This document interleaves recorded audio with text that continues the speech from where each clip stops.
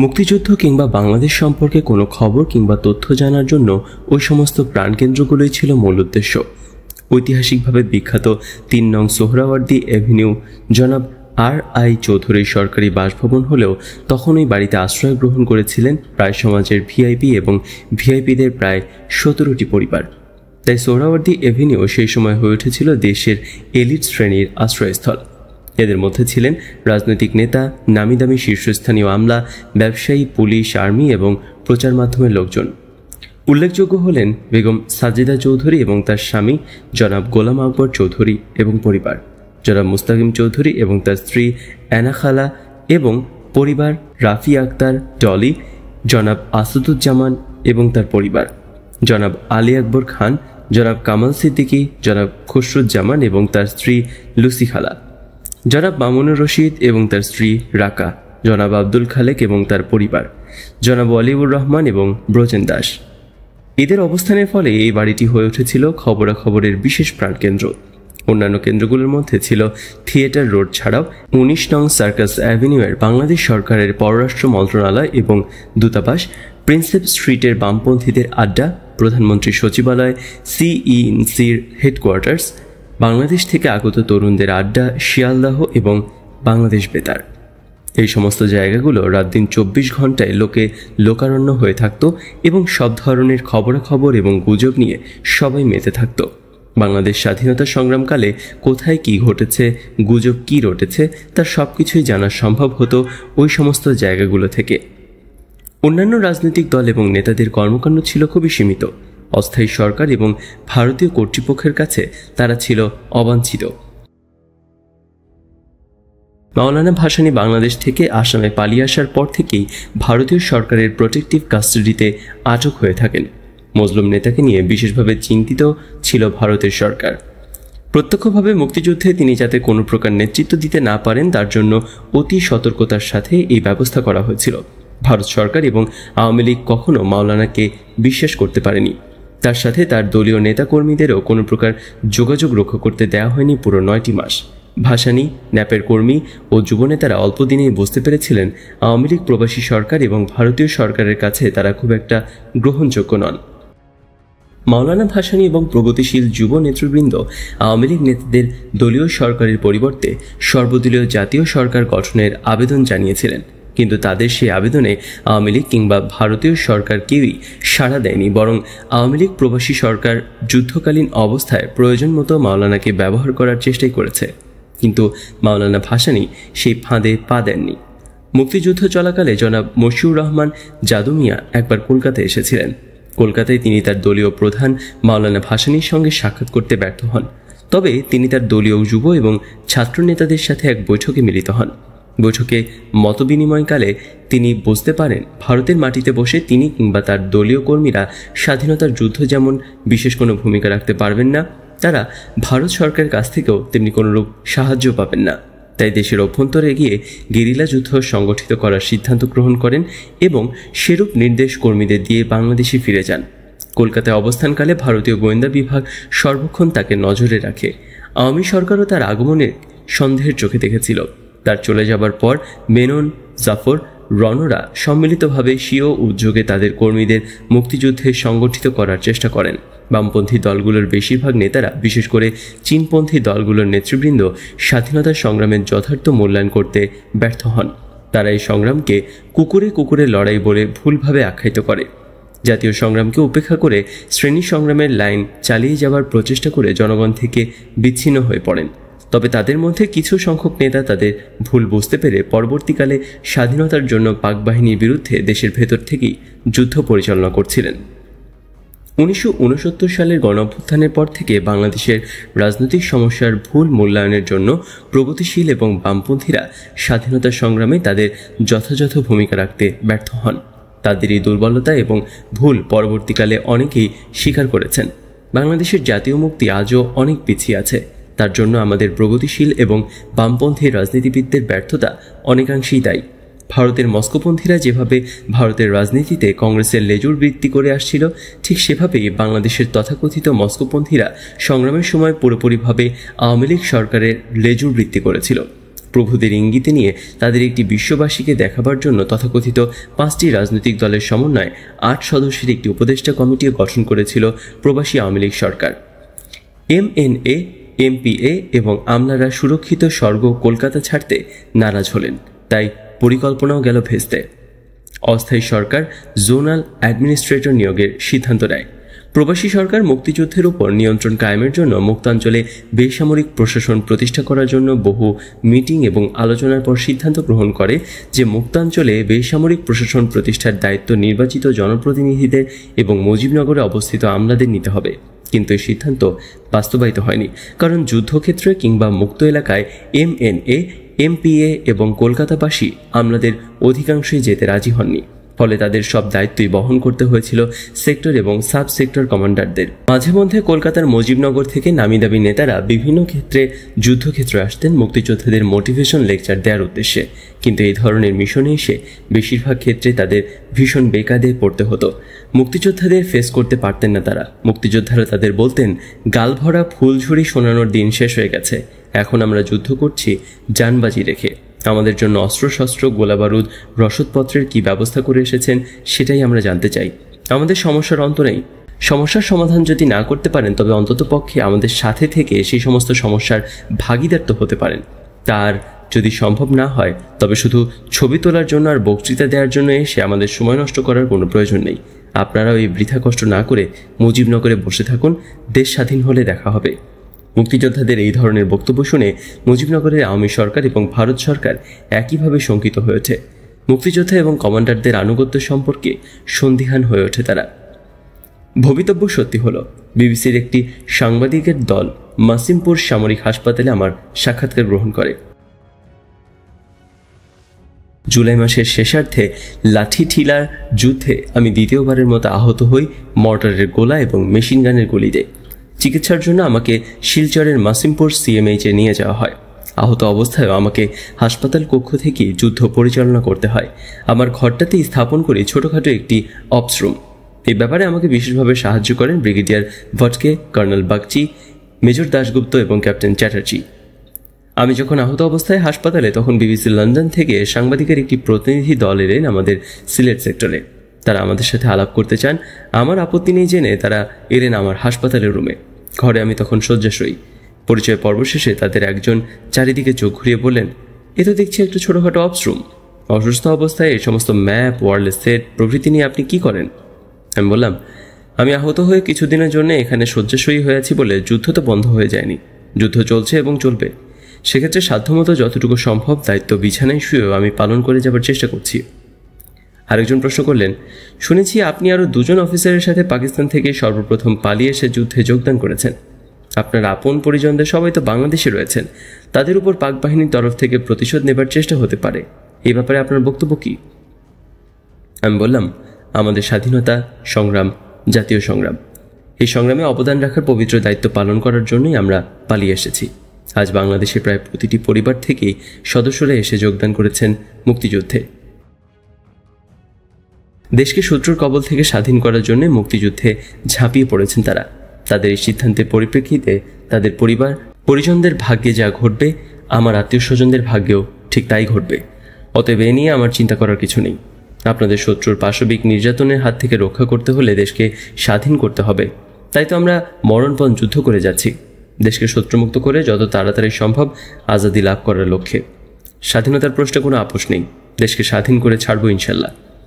আমার জবাব শুনে তাদের একজন মন্তব্য করেছিলেন, আপনাদের মতো সন্তান যে দেশে জন্ম নিয়েছে তার স্বাধীনতা পৃথিবীর কোনো শক্তি রোধ করতে পারবে না। ভদ্রলোকের কথাগুলো আজও মনের আশায় আলো যোগায়। ভবিষ্যৎ সম্পর্কে আশাবাদী হয়ে উঠি। 12 কোটি জাগ্রত বাঙালি দাসত্বের সব শৃঙ্খল ভেঙে চূর্ণ বিচূর্ণ করে দেবে নিশ্চয়ই। স্বাধীন মর্যাদাশীল জাতি হিসেবে সব চক্রান্তের জাল ছিন্ন ভিন্ন করে দিয়ে মাথা উঁচু করে দাঁড়াবে একদিন। আমার সাথে সাংবাদিকদের সাক্ষাৎকারটি পরে BBC থেকে প্রচারিত হয়েছিল। এই প্রচারণা থেকেই আমার আত্মীয় স্বজনরা সর্বপ্রথম জানতে পারেন আমি পাকিস্তান থেকে পালিয়ে এসে মুক্তিযুদ্ধে যোগ দিয়েছি। অবিস্মরণীয় বিবাহ পূর্ব নির্ধারিত বিষয় হলেও আমাদের বিয়েটা ছিল অস্বাভাবিক এবং ঐতিহাসিক। বেশ কিছুদিন যাবৎ কলকাতার সাথে কোনো যোগাযোগ নেই। আমার আহত হওয়ার খবরটা নিম্মিকে জানাইনি ইচ্ছে করেই। বেচারি অযথা চিন্তিত হয়ে পড়বে খবরটা শুনে, কিন্তু আমি না জানালেও থিয়েটার রোড থেকে খবরটা অতি সহজেই ওর কানে পৌঁছে যায়। শুয়ে শুয়ে এই সমস্তই ভাবছিলাম। কিছুক্ষণ আগে ফ্লাইট লেফটেন্যান্ট কাদের, মুক্তিযোদ্ধা কমান্ডার বাবু এবং আতিক এসেছিল। ওদের সাথে অপারেশনাল অ্যান্ড অ্যাডমিনিস্ট্রেটিভ কিছু বিষয় নিয়ে দীর্ঘ আলোচনার পর তারা ইনস্ট্রাকশন নিয়ে ফিরে গেছে। একান্ত অবসর খুব কমই পাওয়া যায়, কেউ না কেউ কাছে আসছেই। মুক্তিযোদ্ধাদের বিভিন্ন সমস্যা, বেশ ব্যস্ততার মধ্যেই আমার সময় কেটে যায়। ডাক্তার, নার্সরা অনেক সময় লোকজনদের আসা যাওয়ার ভিড় দেখে আমাকে এসে উপদেশ দেন বিশ্রাম নেওয়ার জন্য। হাসি মুখে তাদের আন্তরিকতার প্রতিদান দেয়া ছাড়া আমার পক্ষে আর কিছুই করা সম্ভব হয় না। মিসেস ভটকে প্রতিদিন খাবার পাঠাচ্ছেন হাসপাতালে। তার স্নেহের ঋণে আবদ্ধ হয়ে থাকতে হবে সারা জীবন। হঠাৎ একাকিত্ব যেন আমায় পেয়ে বসল, মনটাও কেমন যেন উদাস হয়ে গেল। নিম্মিকেই বিশেষ করে মনে পড়ছিল। স্মৃতিমধুর অতীত মনের পর্দায় ভেসে উঠল কিছুক্ষণের জন্য তলিয়ে গিয়েছিলাম অতীত স্মৃতিমন্থনে। হঠাৎ দেখলাম দরজায় 3 জন এসে দাঁড়িয়েছে। মাহবুব ও ফারুক দুজনেই আমার প্রিয় গেরিলা কমান্ডার, কিন্তু তাদের সাথে তৃতীয় ব্যক্তিকে দেখে চমকে উঠলাম। নিজের চোখকেই ঠিক বিশ্বাস হচ্ছিল না। কাছে আসতেই পরিষ্কার হয়ে গেল সব। বাপ্পি! এ কি, তুই এখানে? আশ্চর্য হয়ে গিয়ে বিছানায় উঠে বসলাম। ও বলল, থাক থাক, উঠতে হবে না। এ বলে বাপ্পি এগিয়ে এসে আমাকে জড়িয়ে ধরল। উষ্ণ আবেগে কিছুক্ষণ স্তব্ধ হয়ে রইলাম দুজনেই দুজনকে জড়িয়ে ধরে। ইতোমধ্যে মাহবুব বাপ্পিকে শয্যার পাশে একটি চেয়ার টেনে দিয়ে বসতে বলল। আমি বললাম, কিরে বাপ্পি, তুই এখানে এলে কি করে? পথ চিনলি কি করে? জানলি বা কি করে আমি এখানে আছি? বাপ্পি পাল্টা প্রশ্ন করল, আগে বল, আহত হবার কথা তুই আমাদের কেন জানাসনি? আমি বললাম, কেন জানাইনি সেটা সত্যিই কি বুঝতে পারছিস না? ও বলল, আমরা উদ্বিগ্ন হতাম ঠিকই, বিশেষ করে নিম্মি, কিন্তু তবুও খবরটা তোর জানানো উচিত ছিল। তার যুক্তি মেনে নিলাম, ঝগড়া করে লাভ নেই, আমার ভুল হয়েছে, মেনে নিলাম। জিজ্ঞাসা করলাম, কিন্তু তুই হঠাৎ করে এখানে কেন? ও বলল, তোর আহত হওয়ার খবর নূর ভাই এবং সালাউদ্দিন ভাই নিজেরা বাসায় এসে আমাদের জানান। খবরটা জানিয়ে ওরা অবশ্য নিম্মিকে বোঝাতে চেষ্টা করার কোনো ত্রুটি করেননি যে তুই ভালোই আছিস, ভয়ের কোনো কারণ নেই। কিন্তু তাদের সেই সান্ত্বনা বাণী নিম্মি পুরোপুরি মেনে নিতে পারছিল না কোনো মতেই। তার একই সন্দেহ, ওরা তার কাছে আসল অবস্থা লুকাচ্ছেন। নিম্মির সে কি কান্না! সাথে সাথে খাওয়া দাওয়া ছেড়ে দিল। ওর অবস্থা দেখে আমি আর ঠিক থাকতে পারলাম না। ওকে বললাম, ঠিক আছে, আমি নিজেই যাচ্ছি শিলচরে ডালিমের অবস্থা দেখে আসতে। কিন্তু বাদ সাধলেন বাবা মা। তারা বললেন, কানাডা যাবার সব কিছুই ঠিক হয়ে গেছে, এই অবস্থায় শিলচর যাবার প্রশ্নই ওঠে না। আমি বললাম, ও, তুই আর নিম্মি কানাডা যাচ্ছিস বুঝি? কিছুটা অবাক হলাম আমি।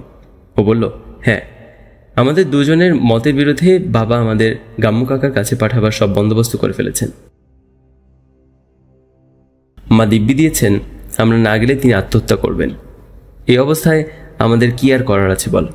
কিন্তু নিম্মি কিছুতেই যেতে রাজি হচ্ছে না। এর জন্য ওর উপর বাবা মা ভীষণ খেপা, মারধরও তাকে খেতে হয়েছে বেদম। ওর এক কথা, তোকে অবস্থায় রেখে সে কলকাতার বাইরে এক পাও নড়বে না। প্রয়োজনে সেও আত্মহত্যাই করবে, তবুও কানাডা যাবে না কিছুতেই। এই বিষয় নিয়ে বাড়িতে এখন অশান্তির ঝড় বয়ে যাচ্ছে। সব দিক সামলাতে পারছি না কিছুতেই। বিশেষ করে নিম্মির যে অবস্থা, কোনো একটা অঘটন ঘটে যাওয়া অসম্ভব কিছু নয়। অবস্থা দেখে আমিও বাবাকে মুখের উপর বলে ফেললাম, ডালিমকে না দেখে কানাডায় আমিও যাব না। আমার দৃঢ়তার অবশেষে বাবা মা রাজি হলেন আমাকে আসতে দিতে। আমার আসার অনুমতি পাওয়াতে নিম্মি বেচারিও কিছুটা আশ্বস্ত হয়েছে। ওকে কথা দিয়ে এসেছি, তোর যথাযথ ব্যবস্থা করে আমি ফিরব। প্রয়োজন হলে কলকাতায়ও নিয়ে যাব তোকে। তারপর ট্রেনে করে শিলচর স্টেশনে নেমে মুক্তিযোদ্ধাদের সদর দপ্তর খুঁজে পেতে একটুও বেগ পেতে হয়নি আমার। ওখান থেকে মাহবুব এবং ফারুকের সঙ্গেই দেখা হলো। তারাই পথ দেখিয়ে নিয়ে এলো এখানে। মজার কথা কি জানিস, শিলচর পৌঁছে সবচেয়ে অবাক হয়ে গিয়েছিলাম এটা দেখে যে বাপ্পি নামটার মাধ্যমে আমি এখানে বহুলভাবেই পরিচিত। বললাম, হ্যাঁ, মাহবুব ফারুক দুজনেই আমার অত্যন্ত স্নেহভাজন। ওরা ছাড়াও আরও অনেকেই তাদের ব্যাপারে সব কিছুই জানে। কথার ফাঁকে নার্স চা নাস্তা রেখে গিয়েছিল। বাপ্পিকে বললাম, আমার বাঁ দিকের এত বড় একটা ব্যান্ডেজ দেখে ঘাবড়াস নে। ব্যান্ডেজের তুলনায় আমার ক্ষত অনেক ছোট। কাঁধে মাত্র 3টা LMG বুলেট আর তালুতে মর্টার শেলের স্প্রিন্টার লেগেছে, এই যা। ডাক্তাররা বলেছেন ননস্টপ ব্লিডিংয়ের মধ্যেও 90 মাইল গাড়িতে করে হাসপাতালে জীবিত অবস্থায় যখন পৌঁছাতে পেরেছি, তখন এই যাত্রায় মরার ভাড়া কেটে গেছে। এখন তো বহাল তবিয়াতেই রয়েছি। দেখতে পাচ্ছিস না কেমন অফস্ট্রুম সাজিয়ে ফেলেছি? কোনো অসুবিধা নেই। বাপ্পির চোখ ছলছল দেখে অনেকটা বাধ্য হয়ে ওকে আশ্বস্ত করার জন্য কথাগুলো বলতে হলো আমার। আমার কথায় বাপ্পির উদ্বিগ্নতা কতটুকু এলো তা ঠিক বুঝতে পারলাম না। অল্পক্ষণ সে আমার দিকে তাকিয়ে উঠে বলল, এখানে হাসপাতালে তোর পড়ে থাকা চলবে না, উপযুক্ত চিকিৎসার জন্য তোকে কলকাতায় নিয়ে যাওয়া প্রয়োজন। ঠিক বলেছেন বাপ্পি ভাই, ডাক্তাররাও তাই বলেছেন। কলকাতায় গিয়ে স্পেশালিস্টের আন্ডারে চিকিৎসা করানো উচিত বলে তারাও মনে করছেন, কিন্তু হক ভাই কিছুতেই সেক্টর ছেড়ে যেতে রাজি নন। তিনি চলে গেলে আমাদের এখানে অনেক অসুবিধা হবে, এটা ঠিক, কিন্তু কলকাতায় গিয়ে উপযুক্ত চিকিৎসা করিয়ে সম্পূর্ণ সুস্থ হয়ে তিনি আবার আমাদের মাঝে ফিরে আসবেন, সেটা আমরা সবাই চাই। তিনি সম্পূর্ণ সুস্থ হয়ে ফিরে এলে তার সাময়িক অনুপস্থিতির ঘাটতি অনায়াসে পুষিয়ে নিতে পারবো সুদে আসলে। মাহবুব বাপ্পির দিকে কথায় কথায় সায় দিয়ে বলে উঠল, হক ভাইকে যে করেই হোক আপনাকে কলকাতায় নিয়ে যেতেই হবে। এখানে উপযুক্ত চিকিৎসার অভাবে তার অবস্থার চরম অবনতিও ঘটতে পারে। এর জন্য কিছু সময়ের জন্য তাকে কলকাতায় অবশ্যই যেতে হবে। ফারুকও তার যুক্তিতে সমর্থন জানিয়ে বলল। বাপ্পির জেদ এবং সেক্টরের মুক্তিযোদ্ধাদের যুক্তির কাছে আমার কোনো কথাই টিকল না। সবার কাছে বিদায় নিয়ে কয়েকদিনের মধ্যেই বাপ্পি আমাকে নিয়ে কলকাতার উদ্দেশ্যে রওনা হলো। বাই রোড আমরা গৌহাটি গেলাম, সঙ্গে এলো আমার প্রিয় গেরিলা কমান্ডাররা। গৌহাটি থেকে প্লেনে কলকাতায় সবাইকে ছেড়ে আসতে ভীষণ খারাপ লাগছিল। ওরা সবাই অশ্রুসিক্ত আবেগে বিদায় দিয়েছিল আমাদের। কথা দিয়েছিলাম যত তাড়াতাড়ি সম্ভব চিকিৎসা সেরে ফিরে আসব। কলকাতায় ফিরে বেশ কিছু পরিবর্তন লক্ষ্য করলাম। ক্যাপ্টেন সালাউদ্দিন তখন হেডকোয়ার্টার্সে গোয়েন্দা বিভাগের দায়িত্বে নিয়োজিত রয়েছেন। ক্যাপ্টেন নুরুল ইসলাম শিশু স্বাস্থ্যগত কারণে সেক্টর থেকে হেডকোয়ার্টার্সে স্টাফ অফিসার হিসেবে যোগদান করেছেন। তিনি নাকি সেক্টরে অসম্ভবভাবে স্নায়ু দুর্বলতা এবং মানসিক রোগে ভুগছিলেন।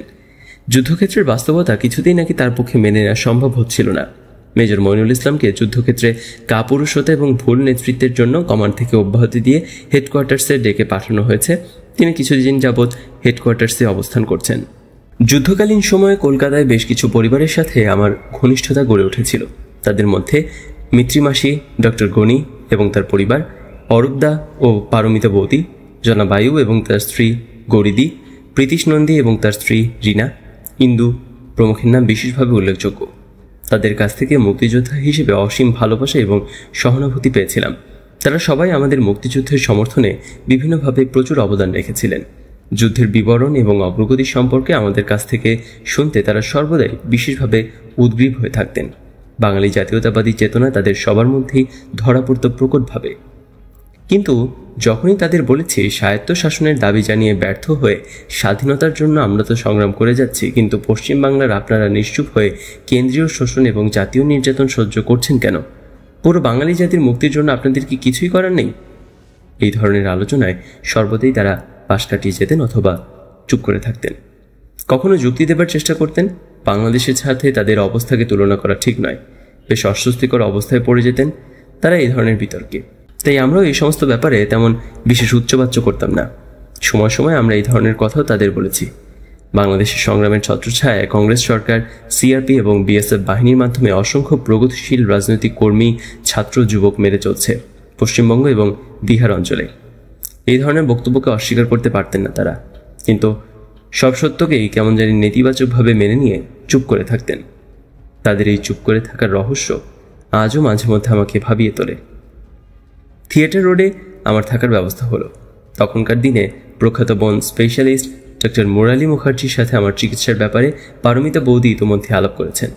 আমার ক্ষত পরীক্ষা করে তিনি বলেন, গান পাউডার এবং বুলেট ইঞ্জুরির ফলে খারাপ ধরনের ইনফেকশন দেখা দিয়েছে। ইনফেকশনটাকে নিয়ন্ত্রণে আনতে না পারলে গ্যাংগ্রিনে টার্ন নিতে পারে। প্রথমে চেষ্টা করতে হবে ইনফেকশন বন্ধ করার।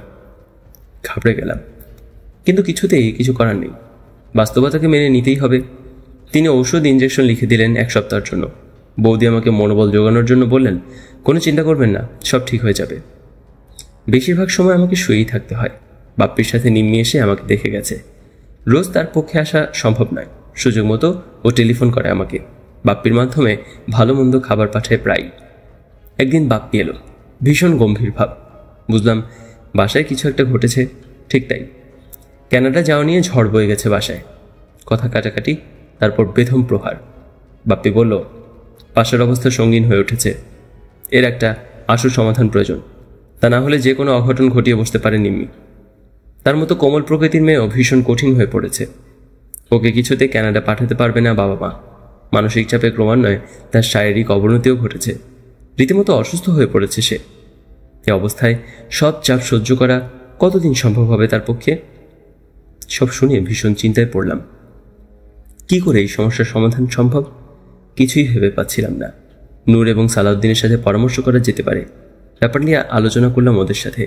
তারা বলল, সব দিক রক্ষা করার জন্য আমাদের বিয়ে হয়ে যাওয়া দরকার। একমাত্র বিয়ে হলে নিম্মের কানাডা যাওয়া বন্ধ হয়ে যেতে পারে। একমাত্র তখনই ওর পক্ষে আমাকে সার্বক্ষণিক সঙ্গ দেওয়া সম্ভব। কিন্তু এই অবস্থায় বিয়ের জন্য তার বাবা মা রাজি হবেন কি? নূর এবং সালাউদ্দিন একদিন আমার তরফ থেকে প্রস্তাব নিয়ে গেল নিম্মিদের বাসায়। প্রস্তাবে ওর বাবা মা রাজি হলেন না। ওদের যুক্তি, যেখানে সব কিছুই আজ অনিশ্চিত সেখানে কি করে তারা তার মেয়ের বিয়ের ব্যাপারে রাজি হন?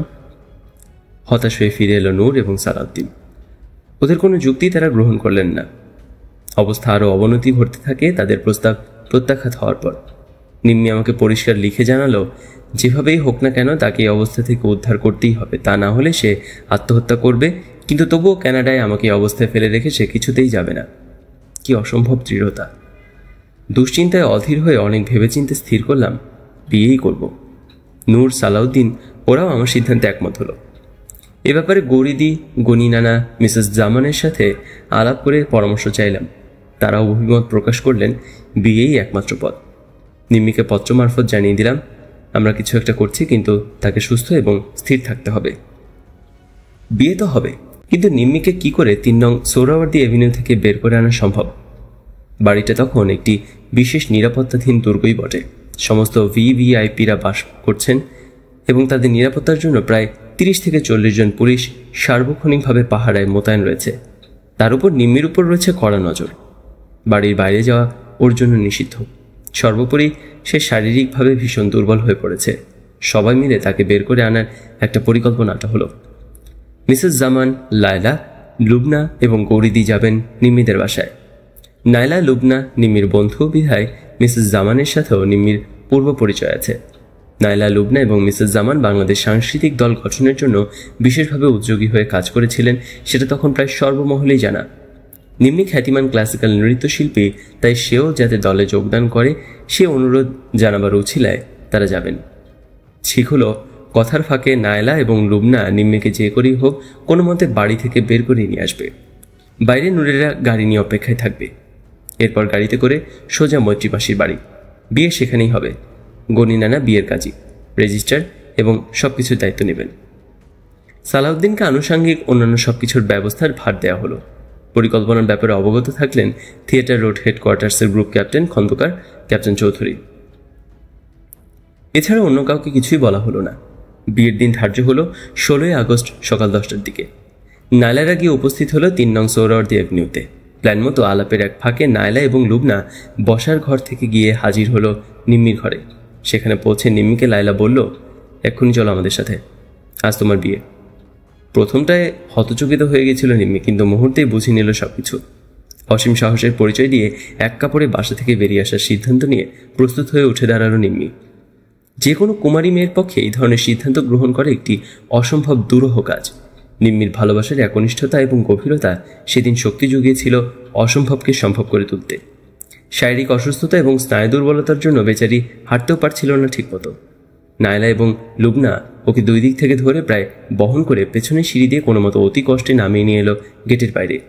সেখান থেকে সোজা মৈত্রী মাসির বাসায় নূর নিয়ে এলো সবাইকে। ওখানে আমরা অপেক্ষা করছিলাম। সব বন্দোবস্ত প্ল্যান মতো ইতিমধ্যেই করা হয়েছে। সালাউদ্দিন নিম্মির জন্য 20-25 টাকা দামের 2টো শাড়ি এবং আমার জন্য 10 টাকা দামের একটা পাঞ্জাবি কিনে নিয়ে এসেছে। সেগুলো পরেই আমাদের বিয়ে হলো। সালাউদ্দিন হলো নিম্মির উকিল বাপ। সাক্ষী হয়ে রইলেন গনি নানা, গৌরীদি, নূর এবং মিসেস জামান। বিয়ের পর উপস্থিত মুরব্বীরা এবং মৈত্রী মাসি আমাদের আশীর্বাদ করলেন। বিয়ের দলিল রেজিস্ট্রি করতে 2-3 দিন সময় লাগবে। এই সময়টা লুকিয়ে থাকতে হবে আমাদের, কারণ নিম্মির বাড়ি ছেড়ে বেরিয়ে এসে বিয়ে করার পরিপ্রেক্ষিতে যে অবস্থার সৃষ্টি হতে পারে তার মোকাবেলা করার জন্য বিয়ের দলিলটা অপরিহার্য। গৌরীদি ঠিক করে ফেললেন তার পরিচিত এক ধনী ব্যবসায়ীর পার্ক স্ট্রিটের একটা গেস্ট হাউস। ছোট্ট কিন্তু সাজানো গেস্ট হাউস। সেখানেই হবে আমাদের বাসর এবং মধুচন্দ্রিমা। আমাদের গোপন আস্তানার খবর বিয়েতে প্রত্যক্ষভাবে জড়িত ব্যক্তিবর্গ ছাড়া আর কাউকে জানানো হবে না। সেদিন সন্ধ্যায় আমাদের চলে যেতে হলো গেস্ট হাউসে।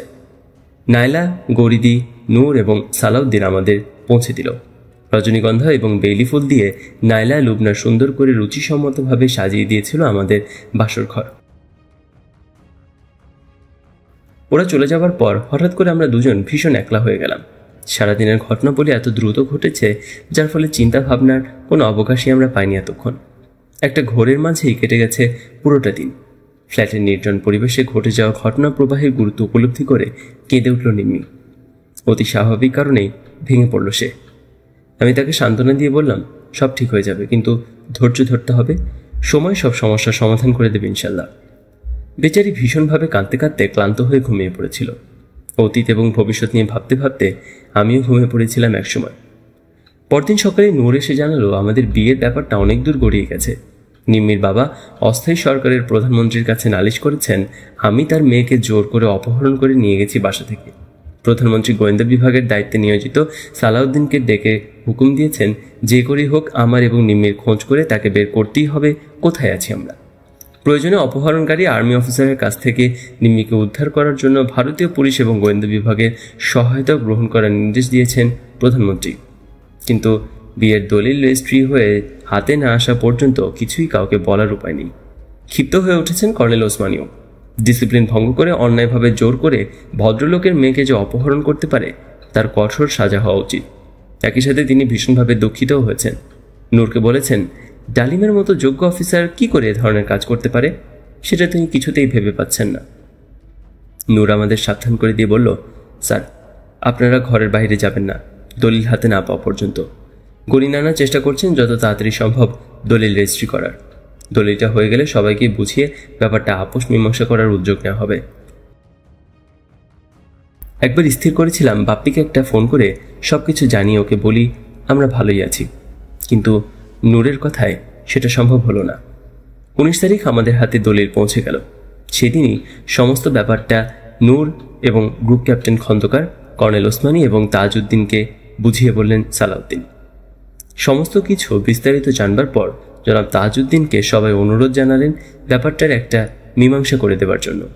জনাব তাজউদ্দিন সেদিনই নিম্মির বাবাকে এবং আমাদেরকে ডেকে পাঠালেন থিয়েটার রোডে। নিম্মির বাবা পৌঁছানোর আগেই আমরা পৌঁছে গিয়েছিলাম। জনাব ওসমানী এবং জনাব তাজউদ্দিনকে সালাম করলাম দুজনে। তারা আশীর্বাদ করলেন। জনাব তাজউদ্দিন বললেন যা হবার তা হয়ে গেছে। জনাব চৌধুরীকে তিনি ডেকে পাঠিয়েছেন। তিনি এলে তার কাছে মাপ চাইতে হবে আমাদের দুজনকেই। এতেই কাজ হবে, কারণ জনাব চৌধুরী শক্ত অফিসার হলেও মনটা তার শিশুর মতো সরল এবং কোমল। অল্পক্ষণ পরে জনাব চৌধুরী এবং বাপ্পি এসে পৌঁছালো। নূর তাদের অভ্যর্থনা করে প্রধানমন্ত্রীর কাছে নিয়ে গেল। সেখানে কর্নেল ওসমানীও উপস্থিত ছিলেন। আমাদেরকেও হাজির করানো হলো আসামির মতো। ঘরে ঢুকতেই জনাব তাজউদ্দিন গর্জে উঠলেন, কি করেছো তোমরা? এত বড় দুঃসাহস হলো কি করে? আমি মর্মাহত হয়েছি তোমাদের ছেলে মানুষের কার্যকলাপে। বিয়ে শাদী বাচ্চাদের পুতুল খেলা নয়। মুরব্বীদের আশীর্বাদ ছাড়া কেউ কোনোদিন সুখী হতে পারে না। জলদি তোমার বাবার কাছে মাপ চাও।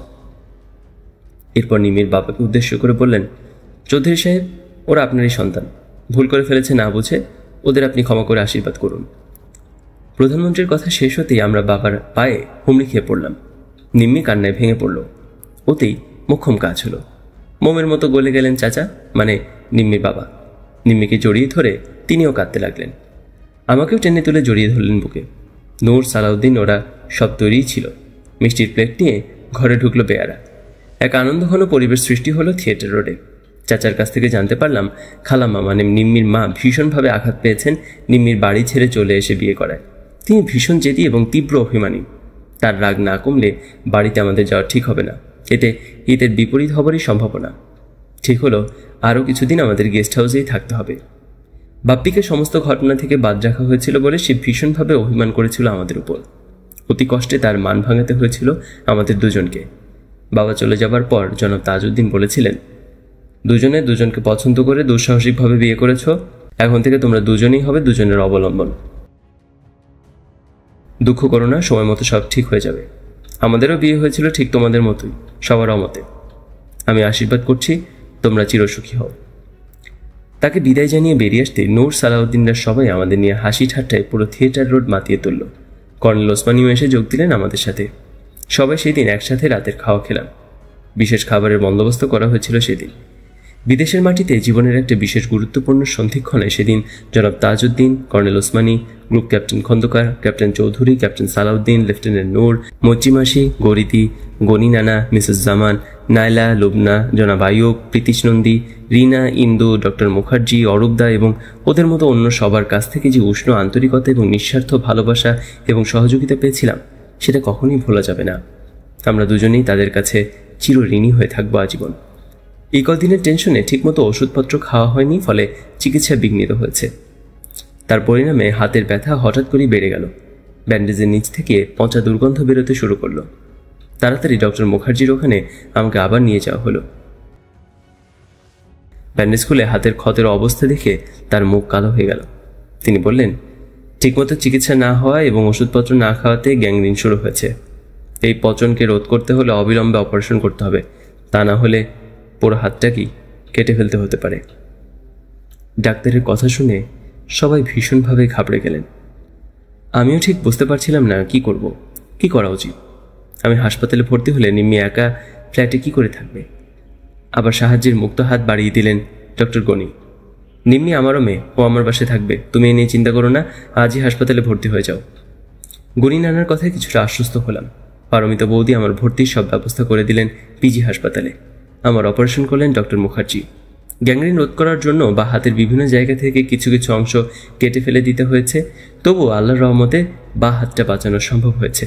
ডক্টর মুখার্জি অপারেশন শেষে মন্তব্য করেছিলেন, আর কয়েকটা দিন দেরি হলে পুরো হাতটাই কেটে ফেলতে হতো। পরিবারের সবচেয়ে আদরের নিম্মিকে দেখে কষ্ট হয়। আমি বুঝতে পারি ভেতরে ভেতরে তার অন্তরে ঝড় বয়ে যাচ্ছে। বাড়িঘর, একান্ত আপনজন সবাই থাকতেও আজও ভীষণ একা। একটু আশ্রয়ের জন্য আজ তাকে এখানে ওখানে থাকতে হচ্ছে রিফিউজির মতো। তার উপর আমার শারীরিক অবস্থা নিয়েও বিশেষভাবে চিন্তিত। বাপ্পির কাছ থেকে জানতে পারলাম আমাদের চিন্তায় চাচা ভেঙে পড়েছেন। তিনি আমাদের এই মুহূর্তে বাসায় নিয়ে যেতে চান, কিন্তু খালাম্মার মানসিক অবস্থার কথা ভেবে তার কাছে কথাটা কিছুতে উঠাতে পারছেন না জনাব চৌধুরী। অত্যন্ত স্নেহবৎসল খালাম্মা।